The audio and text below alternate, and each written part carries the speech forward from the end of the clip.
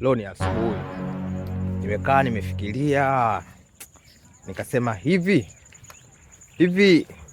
mtu ukiamua tu uzibe tundu za pua hizi mbili, alafu ukaanza kupumulia masikio, sinawezekana? Hakuna.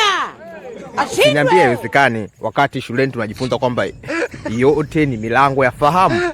Masikio ni milango ya fahamu, mdomo ni milango ya fahamu, hata macho pia ni milango ya fahamu.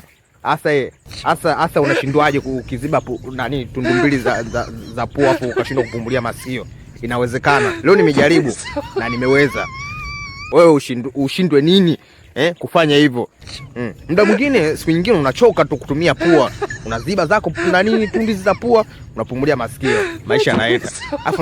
Afu nashangaa wale watu ambao unakuta amekufa kwa kuzibwa na mto tu kitandani. Kivipi? Wakati ana milango mingine ya kupumulia kama masikio, mdomo. Unakufaje? Amekuziba na mtu anataka kukua, pumulia masikio. Au pumulia mdomo. Utakufaje kizembe? Acha. Bye.